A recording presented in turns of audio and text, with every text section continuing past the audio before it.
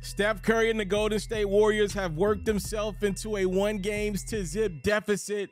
LeBron and LA stole game 1. Could they get greedy and get game 2? Lakers, Warriors, first quarter. The King makes an appearance.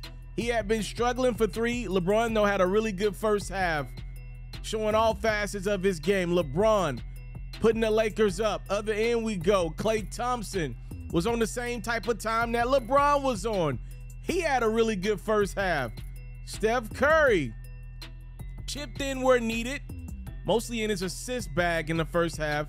LeBron, with the shot clock going down, is going glass, tying his game up at 40. This is the somehow, some way for his team. He made a play 3 from LeBron, who had 21 in the first half, not to be outdone by Thompson, who responded with 19 in the first half of his own. The Warriors take the 13-point lead.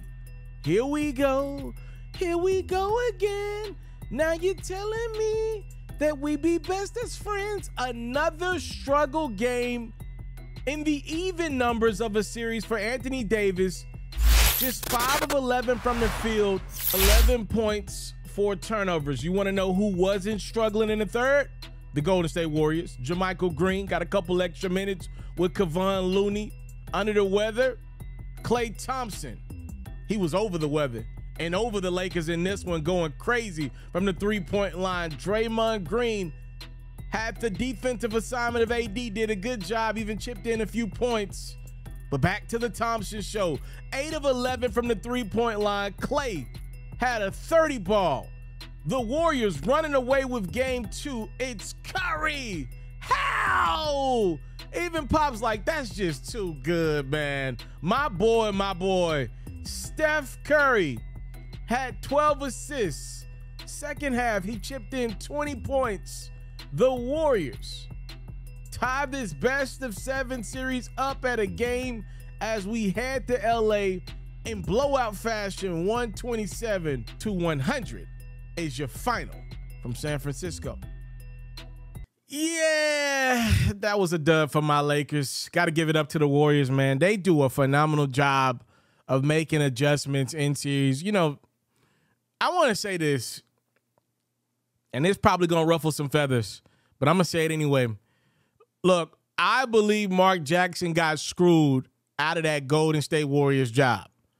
He was the one that put the system together initially, you know, getting Draymond in the second round, you know, finding Klay Thompson. That wasn't a for sure thing. Steph Curry, as good as he was to Davidson, he did still fall to like number 7. Didn't he get drafted after guys like Ricky Rubio, Johnny Flynn? Like, this dude did still dip in the draft. And I also want to give Mark credit for, you know, instilling confidence. He was the first guy to go out on a limb and say, yo, I got the 2 greatest shooters ever. I got both of them together. I got the greatest backcourt ever from a shooting perspective. He went out on a limb and said that. I want to give Mark credit. To be honest with you, I still cringe when ESPN has the Golden State Warriors game and Mark Jackson's doing it. I still cringe every time. It's like, oh, that was his team. I said all that to say Mark deserves a lot of credit. But, y'all, it's been, what, nearly 10 years now. Can we get past that? What Steve Kerr is doing does not deserve to be stepped on because the Warriors made a decision to go with a new head coach. All right, maybe you think Mark Jackson would have got a championship out of the Golden State Warriors, maybe even 2. But do you really believe Mark will be doing what Steve Kerr is doing? Give this man credit. I understand Mark is a very likable guy, and I'm sure he's a great guy to be around. Whatever. Steve Kerr is a Hall of Fame head coach, period. What he's done with the Warriors is nothing short of sensational. And I want to give that man just his just due, because these adjustments that we've seen him make against Sacramento, that we now have seen him make against the Lakers this year, with a Warriors team that ain't that great. Let me just be real about that. They got guys that can score, but it is Steph Curry and everybody else. That's what this Warriors team is right now. And I want to give him credit because they didn't go get a new center from game 1 to game 2. It's the same personnel. Kevon Looney was sick, so JaMychal Green got a few more minutes in this game than Looney did. Looney still played, but he was sick, so he didn't play much. This was mostly Draymond and JaMychal, the Green brothers, doing a job on Anthony Davis. Also, I thought they did a good job of just making Anthony Davis think more. And what we've learned about Anthony Davis, I want to get into him more in a second, but real quick, what we learned about Anthony Davis is the more you make him think, the more you can get into his head. And by the second half, he ain't going to really want to take shots. So we'll talk about AD in a second. I do want to show some more love to Klay Thompson.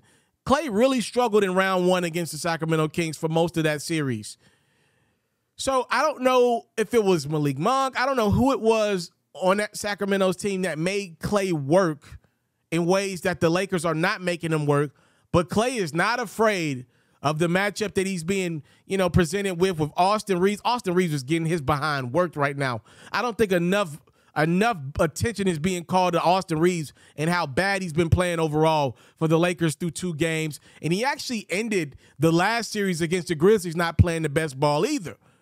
Austin Reeves ain't playing good for the most part. Klay is working him. I mean, just making that young dude run all around the court. The problem is Austin's about a decade younger than Klay, so no excuses for getting outworked by the old vet.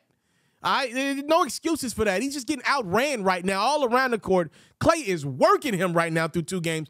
Lakers need to make an adjustment there because Klay can light this thing up for 4 out of the next 5 games. Klay can win you a series. Like, this ain't just a guy just randomly getting off for a game or 2. This Klay Thompson. He been that in this league. Like, give him that. Give him that. Steph did a phenomenal job running the show, turning into point guard Steph, which we don't see that often from Curry. Usually he's asked to be a scorer, but he went 20 and 12 for the Warriors. It really set the tone for them. Like, yo, they doubling me, bro. They got Vando on me, bro. I got to be a passer. I got to be a facilitator to get this thing moving the way we needed to move. Just wanted to give the Warriors some credit. Now let's shift over to my Lakers. I've never seen anything in my life like Anthony Davis. It is literally every other game AD.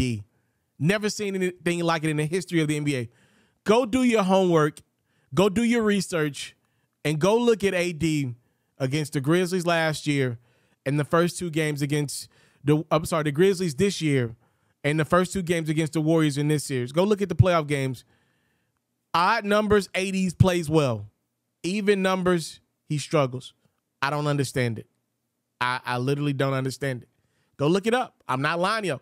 Odd numbers, typically he plays well. Even numbers, he does not. Doesn't make a lick of sense to me. I literally can't explain to you why Anthony Davis can't put together back-to-back great games. I've never seen it from a superstar talent, which is what Anthony Davis is. How many times I got to tell y'all this? The Lakers are not the best version of themselves when LeBron James scores 30. I will tell you this, that's never been the case for LeBron in LA, but at least year 1, year 2, if LeBron got 30, he could still go out and get you 8, 9 assists. Now LeBron is choosing whether to be a facilitator or a scorer. And unfortunately for the Lakers, when he chooses score, the Lakers don't have a chance at winning the championship. This is not LeBron James of 15 years ago, of 10 years ago, of 5 years ago. I'll even go as far as to say 2 or 3 years ago. LeBron shoots a lot of jump shots in his career. By the way, he's 20 years in. He's 38.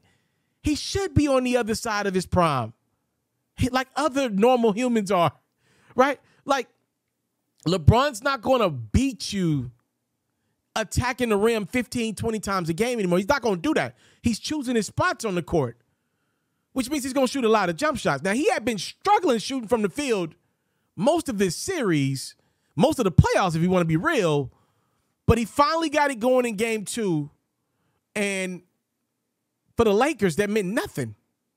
It meant absolutely nothing. Because if you're the Warriors, that's what you want. You want LeBron shooting jump shots. Nothing in your defense changes with LeBron shooting jump shots. If he makes them, good game, bro. You got it, bro. Hey, man, you got it. You got it, dude. Nothing changes in your defense with LeBron making shots. So when I'm looking at the Lakers in the first half, I'm automatically thinking this is a fluke. We're going to lose by 30. If we're depending on LeBron to make jump shot after jump shot, the Warriors have done their job defensively. Getting the ball out of AD's hands down low and putting it on LeBron's hands on the perimeter, That's Golden State doing their job to perfection. Klay Thompson can make 8 to 10 3-pointers a game in a series. We've seen that before. We've not seen LeBron do that one, and I would tend to believe that he can do that one at this point in his career. And I actually think he's still dealing with that foot injury. I think he's going to get a procedure done as soon as we get to the offseason, whenever that is for the Lakers. If they don't get their act together, it'll be in about a week and a half time. So I think if you're the Lakers, it's always got to be Anthony Davis 1, LeBron 2nd. To be fair to LeBron, oftentimes AD don't have his act together. Like, if you're LeBron, you look up and you see AD ain't got it tonight. Like, I feel like the Lakers know AD ain't got it. I feel like they know he's every other game AD, right? Like, that's the question that I have for the Lakers, right? My Lakers. When do they know that AD doesn't have it? Because in the second halves of games that Anthony Davis is not doing well in, they go away from him. Matter of fact, any game they go away from AD in the second half, even if he's got it rolling or not. As a matter of fact, look at game one. AD had 23 and 12 in the first half of game one. He finishes with 30. So clearly they went away from AD in the second half, even though he had it rolling. What do you think they were going to do in the second half of this game when he didn't have it rolling in the first half? AD, again, just finished 5 for 11 from the field, 11 points, 4 turnovers. So just put that in perspective. They go away from AD in the second half all the time, let alone when he doesn't got it going on. I wonder, when do the Lakers realize in their heads their guy doesn't have it going tonight, we're not going to pass him the ball anymore. So I understand why LeBron's like, bro, I got to get this done. We trying to get game 2. We trying to snag both of them things. But for the Lakers, it's just not the way that they're going to win. A lot of teams have the ability to use either one of their 2 main guys to lead them to victory. The Lakers don't got that. It has to be Anthony Davis. If it's not AD, the Lakers don't have a chance this year. That is how it's going to go. And for Anthony Davis, this once every 2 games mess doesn't make sense to anybody. I've talked to everybody about this one. Nobody can make it make sense to me. I don't understand why a player that great has to be called out, critiqued, and crucified by the media every other game to perform the next game. It makes absolutely no sense to me. It is the reality of what the Lakers are right now, which is why they find themselves tied up at 1, which is, hey, it's not a bad position to be in. They still got home court as this series shifts to LA Saturday. Warriors put it on the Lakers in game 2.